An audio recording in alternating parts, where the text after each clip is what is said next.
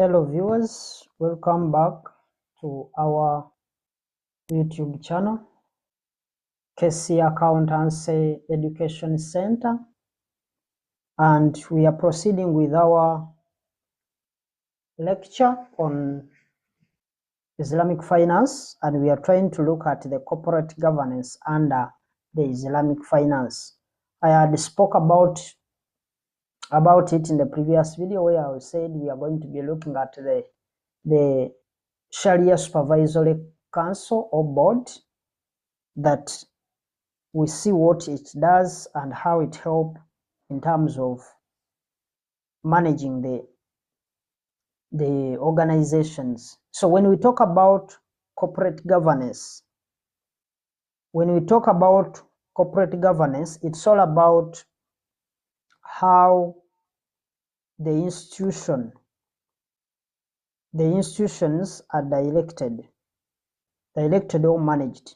So in Islamic banking, how do we provide guidance?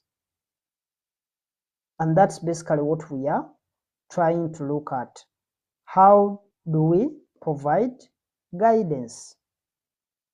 So there are different bodies, but I'm going to focus. There is what we call the Shari'ah Supervisory Board, abbreviated as SSB,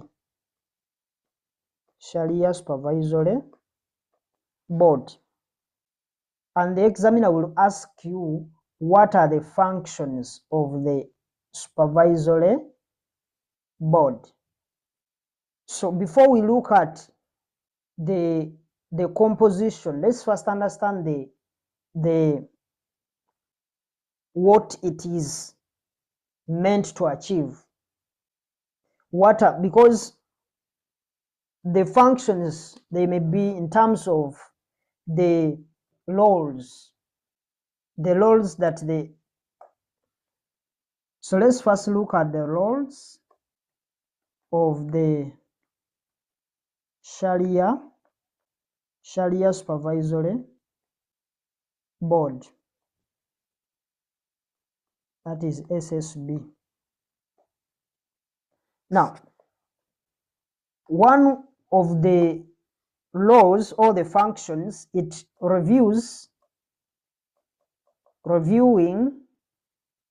it does the review and certify the permissibility of all contracts.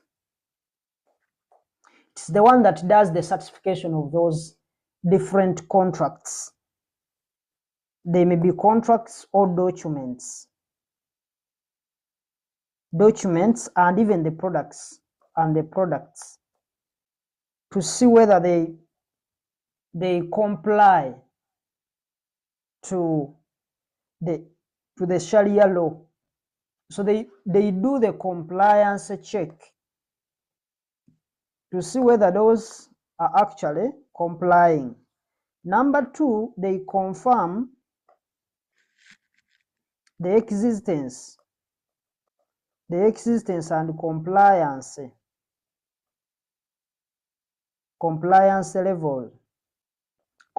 level of the practices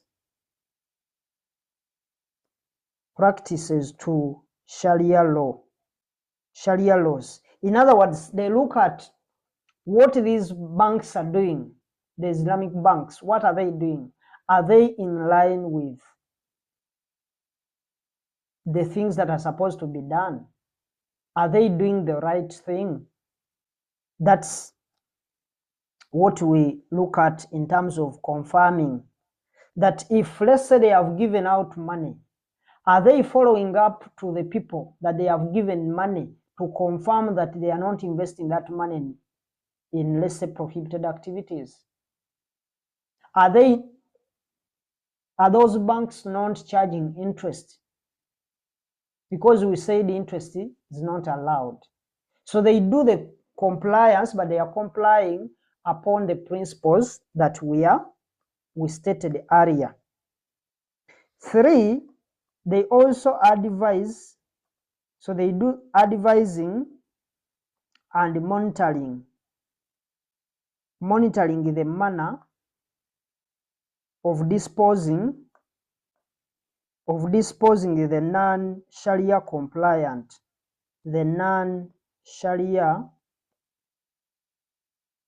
compliant, compliant earnings. I told you that you may be having a business, but the bank is having both the interest loans and also the Islamic products. So if the shareholders, they are relying on the Sharia law to look at the operation of the business, then the interest that they are earning from the non-Islamic finance products, they are supposed to be disposed of.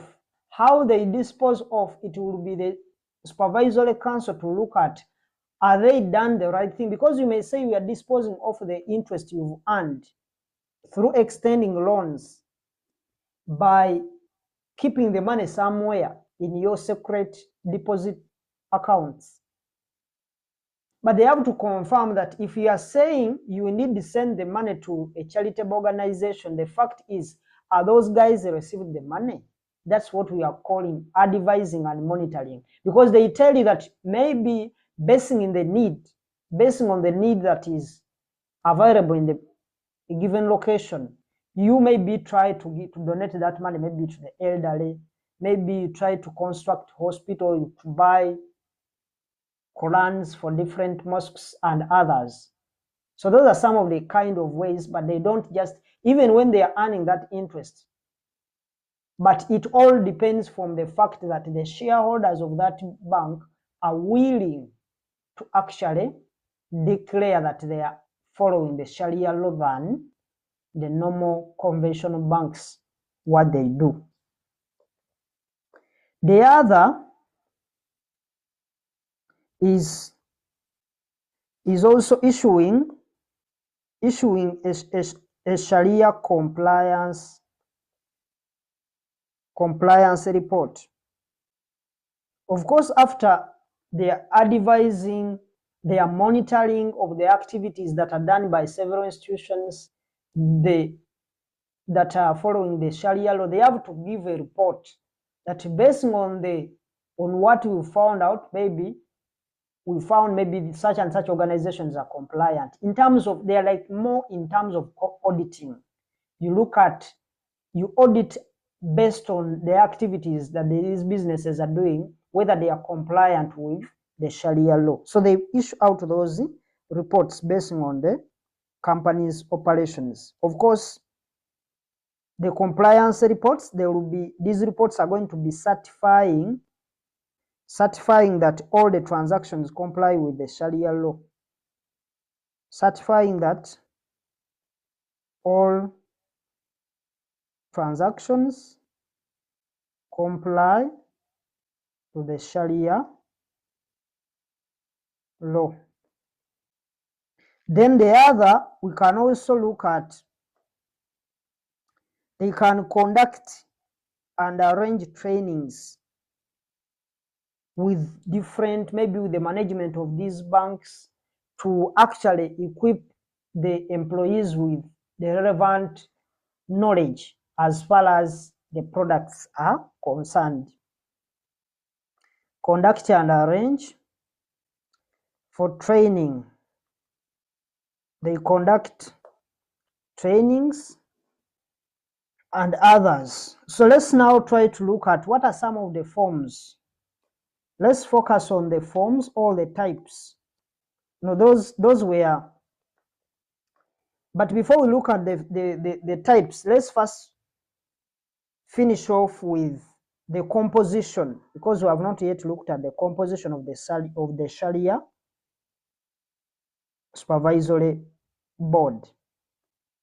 Composition of the Sharia Supervisory Board, SSB. Now, the composition is basically what are the kind of people that are supposed to be in that board. The composition, it's in terms of the membership. We look at the qualifications of these people, because you can't just take anyone. We are supposed to have certain people with the relevant information. Of course, there are those that are mandatory that are supposed to be there, like lawyers. Of course, those are obvious people, but at least the lawyers should be in understanding of the Sharia laws. So, Islamic banking requires establishment of Sharia supervisory board. In other words, if, for example, if let's say one of these banks, these commercial banks, let's say Centenary, they want to introduce maybe Islamic finance banking, then there must be an Islamic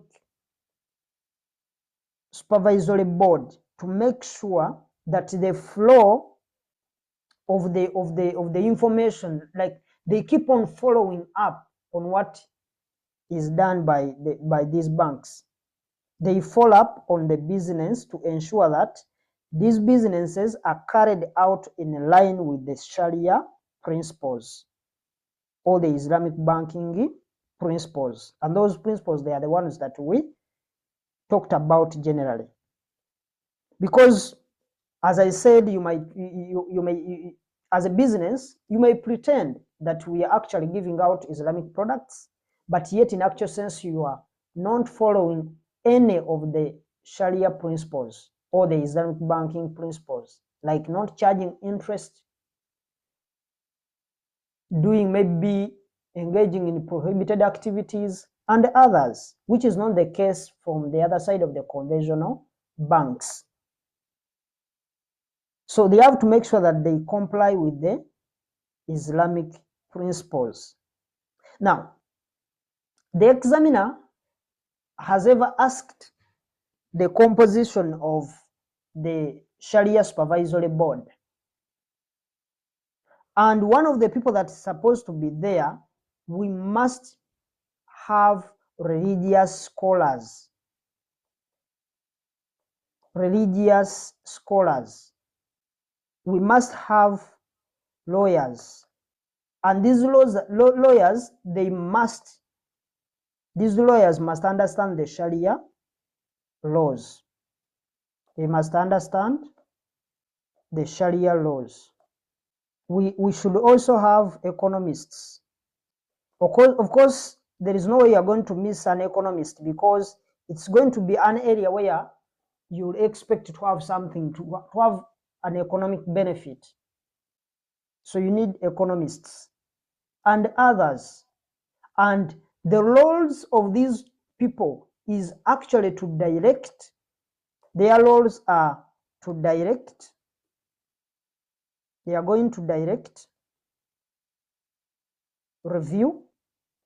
They are going to be directing, reviewing, and also supervising the activities to ensure that compliance with the Sharia laws and principle is achieved.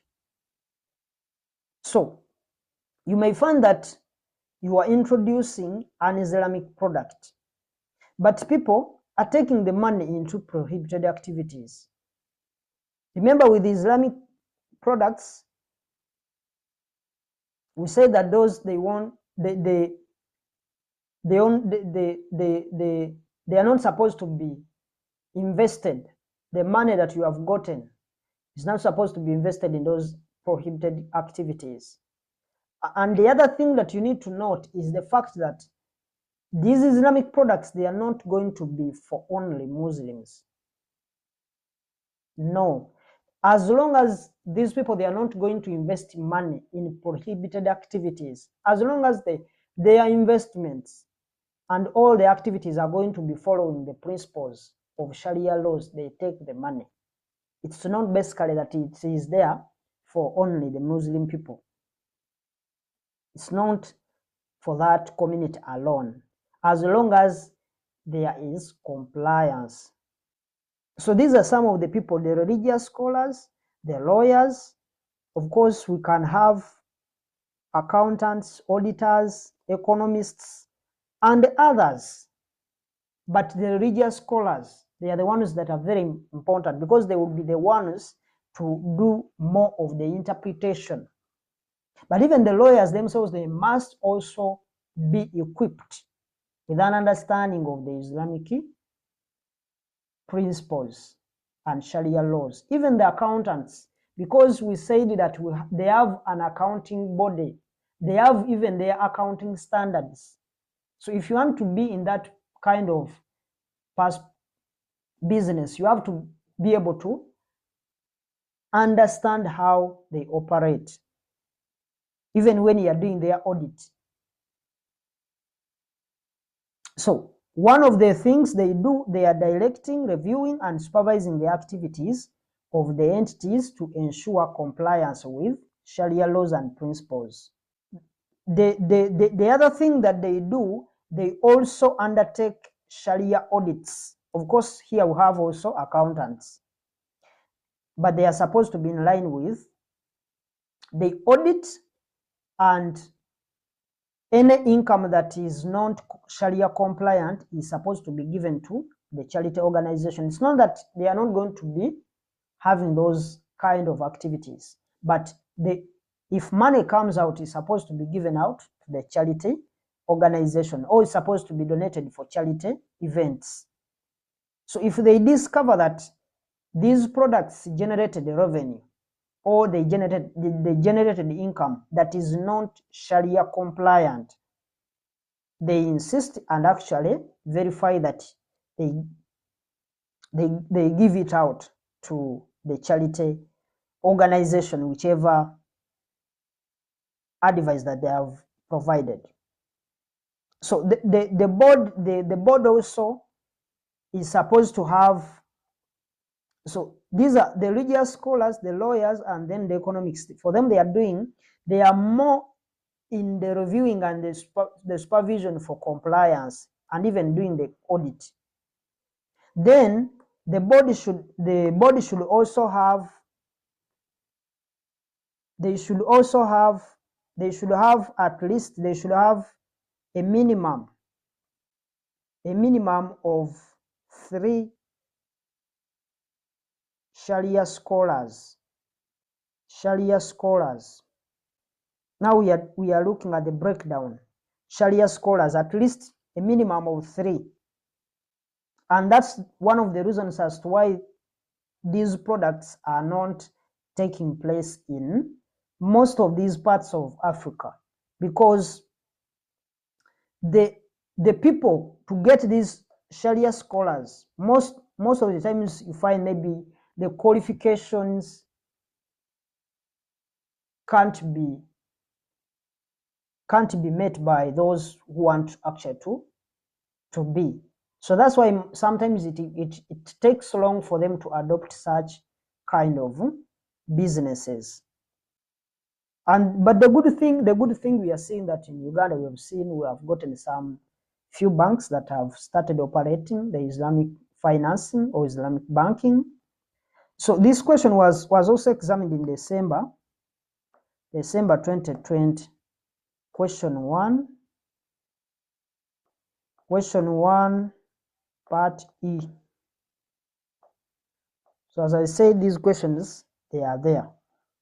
Once you get this, you get the key roles and also the composition, then we can look at, maybe we can focus on the forms, all the types of contracts in Islamic finance. In other words, these are the Islamic products. The forms, stroke types of contracts. They may be contracts or products. They are contracts, but we also have some contracts in Islamic finance. They may call them Islamic contracts, or sometimes they may call them Islamic. Let me use a different color. They may call them Islamic financing structures. Financing structures. So we have also a reference question for this. It was in March 2022, question 1G. So we have some, I'm just going to outline them, then we shall look at one by one in detail in the next video. So number one, we have Mudaraba. These are partnerships. They are more of partnerships. We have Musharaka, and Musharaka is more of equity partnership. We have Sukuk. Sukuk means it's just a bond, Islamic bond. We have Ijara. That's a form of a lease. It's a lease arrangement. Then what we have Murabaha. That's just a form of credit sale.